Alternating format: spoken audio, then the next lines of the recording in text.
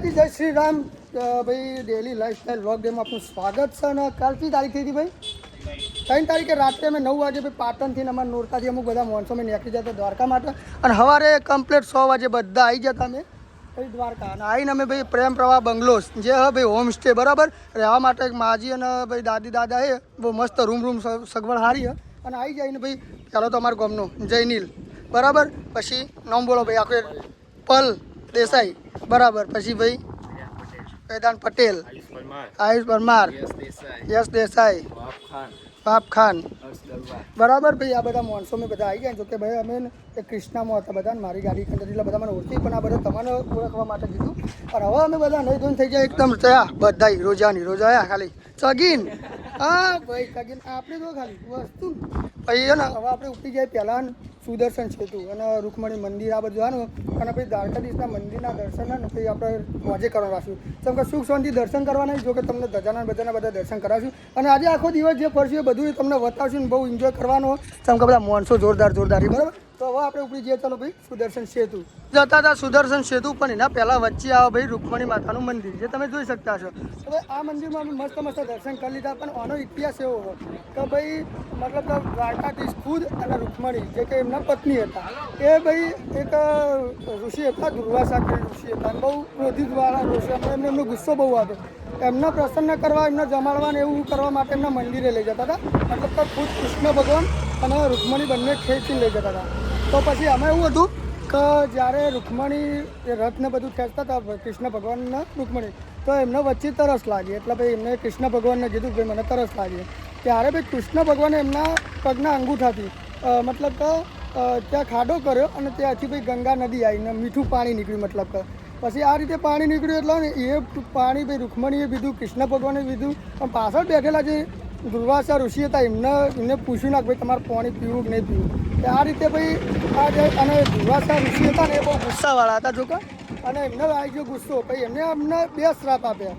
શ્રાપમાં એવું હતું કે પહેલો શ્રાપ એવો આવ્યો કે ભાઈ રૂકમણીને એવો શ્રાપ આવ્યો કે તમારો 12 વર્ષ કૃષ્ણ ભગવાનથી દૂર રહેવું પડશે.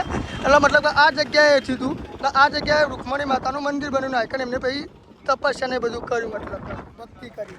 અને બીજો શ્રાપ એવો આવ્યો કે ભાઈ કૃષ્ણ ભગવાનને કે તમારી દ્વારકા નગરી છે ને એના આજુબાજુ 19 કિલોમીટરના આજુબાજુમાં જો એક મેઠું પાણી જોવા નહીં મળે. જો કે મોટા હેડપંપ નાખો, કોઈ બી વસ્તુ નાખો, આ સુધી ચોકન ભાઈ મેઠું પાણી મતલબ કે પીવા લાયક પાણી મળતું નહીં 19 કિલોમીટરના આજુબાજુમાં. બાકી તમે મંદિરનું વ્યૂ જોઈ શકતા છો. આ મંદિર અને અહીંયા ભાઈ રૂકમણી માતાનું મંદિર હતું. મતલબ કે જે શ્રી કૃષ્ણ ભગવાન છે ને એમની પત્નીનું મંદિર હતું. બાકી હવે આપણે જઈ રહ્યા છીએ સુદર્શન સેતુ અને આ મંદિર વચ્ચે આવતું દર્શન કરી લીધા. તો હવે આપણે મળીએ ભાઈ સુદર્શન સેતુ બરાબર. ફાઇનલી ગાઈઝ આપણે સુદર્શન સેતુ બેટ દ્વારકામાં આવી ગયા છીએ, જે ભારતનો મોટામાં મોટો કેબલ બ્રિજ ગણવામાં આવે છે. અને આ બ્રિજને બનાવવામાં 972 કરોડ રૂપિયા ખર્ચો થયેલો તમે જોઈ શકતા છો. અને આને કેબલ બ્રિજ કેમ કહેવામાં આવે તમે જોઈ શકતા છો. આ જે કેબલ છે ને ભાઈ, આ કેબલ ઉપર આખો પુલ સ્ટે મતલબ એટલા માટે એના કેબલ બ્રિજ કહેવામાં આવે. બાકી આપણે બીજા બધાને કહીએ ભાઈ તમે સુદર્શન સેતુ કેટલી વખત આવેલા? ત્રીજી ચોથી વખત. ભાઈ તમે કેટલી વખત આવ્યા? બીજી વખત, 5મી 6ઠ્ઠી વખત. બરાબર. ફર્સ્ટ ટાઈમ એટલે કેવું રહ્યું? મજા આવે? વ્યૂ કેવો? પવન ગાડી. તો ભાઈ આ બાજુ બીજા બધા મિત્રો ભાઈ ફોટા પાડી. તો ભાઈ સુદર્શન સેતુ ભાઈ કેટલી વખત આવ્યો? તું આ ફર્સ્ટ વખત આવ્યો? કેવું રહ્યું? બહુ મજા આવી જાય. વ્યૂ કેવો? વ્યૂ એક નંબર. અને માં કસમ એવી મજા આવી ને કે આવી તેવું થાય કે મહિને વાયકણ આવે. Oh my God. ભાઈ આ બાજુ આવી ગયા. ભાઈ તમે આ સુદર્શન સેતુ કેટલી વાર આવ્યા? પહેલી વખત? પહેલી વાર. કેવો રહ્યું આમ? પહેલું બેસ્ટ ને એક નંબર ને ચણા મસાલા. શું કેવું બીજું કઈ? મજા આવી જાય ને. વ્યૂ કેવો? વ્યૂ કેવો આમ? તો ભાઈ અને હું માણસો પહેલી વખત આવી ને ભાઈ મજા કરી. બાકી તમે જોઈ શકતા છો આ કેબલ બ્રિજ ને મને ફરીથી એક વખત કહું કે ભાઈ ભારતનો મોટામાં મોટો ભાઈ કેબલ બ્રિજ ગણવામાં આવશે. કે આખો બ્રિજ ભાઈ આ રીતે આ કેબલ ઉપર સ્ટે. અને આ પુલને બનાવવામાં 972 કરોડ રૂપિયા ખર્ચવામાં આવ્યા છે. અને ભારતનું મોટામાં મોટો કેબલ બ્રિજ ગણવામાં. અને બીજું એક કે આ પુલ ભાઈ ગુજરાતના દ્વારકામાં બને.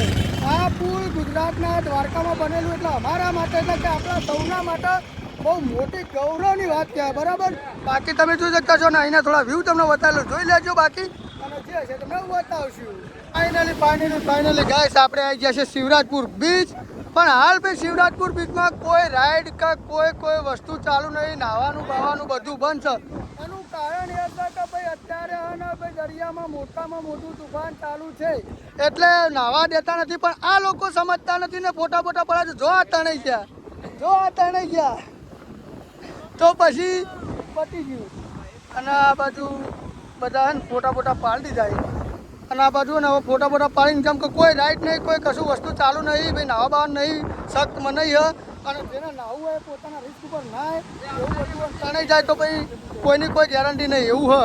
બાકી ભાઈ જયલા તણાઈ ના જતો ને તાર મમ્મી મને હું ધોઈ નાખશે યાર, બરાબર. અમે આટલા આવ્યા હવે વચ્ચે અમે જતા રહીશું ભાઈ, જમવા માટે જવું પડશે કેમ કે હવે ભૂખ લાગી છે. જતા રહેવાનું. બાકી માહોલ જોઈ શકતા છો તમને દૂર સાથે વ્યૂ કરી બતાવું. ભાઈ મોચા બહુ મસ્ત આવે અને પબ્લિક પણ છે. આ બાજુ પાણી વાયકલ આવી ગયો. ભાઈ વ્યૂ બહુ મસ્ત.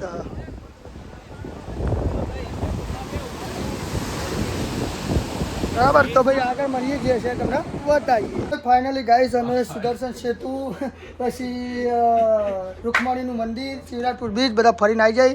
અને પછી એવું ખાધું આ બધા ભાઈઓએ 180 બધાએ વસૂલ કર્યા ભાઈ, 180 બધાએ વસૂલ કર્યા. અને હવે ને આપણે ભાઈ આરામ કરવા આવી જઈએ. તો કેટલા વાગે ભાઈ અત્યારે ટાઈમ કેટલો થયો? 100 વાગે બધું ઊંઘવાનું, પછી આપણે બધું જવાનું દર્શન કરવા ભાઈ દ્વારકાધીશના. તો અત્યારે મસ્ત ને ઊંઘી લઈએ કેમ કે કપડાં બૂટ બધું પડી દીધું, મૂકી દીધું હોય. અને હવે બધા આ બધો 180 વસૂલ કર્યા એવું ખાધું ને બધે. અને બધા મગરના જેમ પડ્યા તમે જોવા ખાલી, બધા મગરના જેમ. એટલે હવે ને પછી ઊંઘી જવું હોય ને પછી મસ્ત 100 વાગે તમને ભાઈ દ્વારકાધીશના દર્શન કરાવશું. હવે હાલ થોડું ઊંઘી લઈએ, બરાબર. ટકામાં બધું અમે ફર્યા પછી અમે છેલ્લે ભાઈ રૂમ પર જતા રહેતા અને આરામ કર્યો. એના પછી અમે આવી ગયા હતા ભાઈ દર્શન કરવા, બરાબર. અને દર્શન કરવા આવ્યા ભાઈ કેટલા વાગે આવ્યા હતા આપણે દર્શન કરવા? 7:30 જેવા આવ્યા. અને બીજું આરતીનો લાભ મળ્યો અને દર્શન કરવાની મજા આવી જાય ને. જય દર્શન કરવાની મજા આવી જાય પટેલ, મજા આવી જાય દર્શન કરવાની, મજા આવી જાય ને. અને મજા આવી જાય ભાઈ દર્શન કરવાની, મજા આવી જાય બહુ. અને શું ભાઈ દર્શન કરવાની ભાઈ મજા આવી જાય. બાકી ભાઈ તમને વ્યૂ બતાવી દઉં જે આ ગોલ્ડન કલરમાં લખ્યું ભાઈ જય દ્વારકાધીશ. અને બાકી તમે આ ધજાના દર્શન કરી લેજો ભાઈ, તમારા મનમાં જે હશે તમારું બધું પૂરું થઈ જજો. બાકી તમે દર્શન કરવા ના કરો, ધજાના દર્શન કરશો ને તો બધું અંદર આવી ગયું. બાકી તમને ખબર માગો 20 ના આપે 30, એ જ દ્વારકા વાળો, બરાબર. અને હવે અમે બધા ભાઈ જઈ રહ્યા બજારમાં, બધા બજારમાં જવું અને થોડી ખરીદી કરશું, થોડી પ્રસાદી લેશું. બાકી ફરીથી તમને ધજાના દર્શન કરાવી લો, તમે દર્શન કરી લેજો. અને આ જે વ્યૂ છે ભાઈ એનો ભાઈ પણ તમે જોઈ લો, જે દ્વારકાધીશ જે ગોલ્ડન કલરમાં લખ્યું. તો અમે આવી જઈએ. તો ચલો હવે બજારમાં જઈને જે ભાઈ થોડી ખરીદી કરી લઈએ. બધા દર્શન કરીને ભાઈઓ બધા એવા થાચે માની સોગન જો ગિરનાર ચડવાનો બાંચીના બધા આ બધાના મૂઠો તો જુઓ. અને અમે આવી ગયા નાસ્તો કરવા માટે વાયકન જે ભાઈ આ બધી અમારા હોટલ બાજુમાં એક બજાર ભરાયા આ રીતે બધું. અને ભાઈ ખાણી પીણીનું બધું બજાર અને અમે બધા એવા થાકે ના ગિરનાર તું ચડવાના શું કહો પઠાણ? બસ આપણે તો ફરવાના જ છે. તો બરાબર આ બધા તાચી જાય અત્યારથી યાર. આ પઠાણ તો યાર બોલે લાગે યાર, તરશે બરાબર. તો ભાઈ નાસ્તો મંગાવ્યો તો વઘારેલો રોટલો ભાઈ કેવું મંગાવ્યું? આપણે મંચુરિયન રાઈસ ને બાઈસ બધું મંગાવીને ઠોકાડીને પછી જતા રહીએ રૂમ પર ફ્રેશ થઈને પછી પાછા બેવાઈએ તમને ઘી બતાવશું. પહેલાં ખાવાનું કરીને કે બધા ખાઈ જાય મારા ભાગનું એટલો ભાઈ જમી બમીને આપણે આવી જાય મસ્ત હવે બેહવા જે દરિયા કિનારે. જો તમને ઝૂમ કરીને બતાવું છું દેખાતું હોય તો આ મતલબ કે આ રીતે બેઠા દરિયો અને બાજુમાં દરિયો કિનારો ને અમે બધા ભાઈ મહેમાનને બધા બેઠા આવીએ હોય કાન બધા. અને આ બાજુથી મસ્ત પવન આવે અમે એટલે બેઠા આવીએ. અને આજે આખો દિવસ બહુ ફર્યા, બહુ મજા કરી. તમે વિડીયો જોશો તમને બહુ મજા આવશે.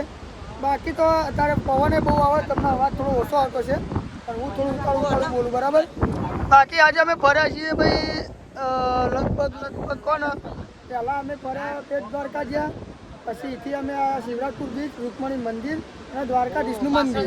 હવે કાલે ભાઈ અમે જશું સોમનાથ ને. બાકી આ વ્યૂ તમે ચેક કરો ખાલી, એકદમ મસ્ત વ્યૂ હ. તો બીજું કંઈ નહીં, આઈ હોપ કે તમને બધાને મારા વિડીયો જોવા ગમતા છે. જો વિડીયો જોવા તમને મારા ગમતા હોય તો આપણી ચેનલ અર્જુન ચાવલ વ્લોગને સબસ્ક્રાઈબ કરી દો અને બાજુમાં આપેલું બેલ આઇકન દબાઈ દેજો તો તમને ફટાફટ આપણા વિડીયો જોવા મળે. બાકી તો ઓકે આવું બોલો બા. અર્જુન સિંહના તમે સપોર્ટ કરજો, ફૂલ સબસ્ક્રાઈબ કરજો. આપણા મિત્ર બહુ ખૂબ મહેનત કરે છે, મહેનત જેવી છે એવી એનો પ્રેમ આપજો, બધા સપોર્ટ કરજો ફૂલ. તો ભાઈ આ રીતે જ બધા સપોર્ટ કરતા રહેજો, સબસ્ક્રાઈબ કરતા રહેજો ને આપણા વિડીયો જોવા તો તમને ગમતા જ હશે અને ના ગમતા ને તો ગમાડવાના હારું પાડના, બરોબર. બાકી તો જય માતાજી, જય શ્રી રામ.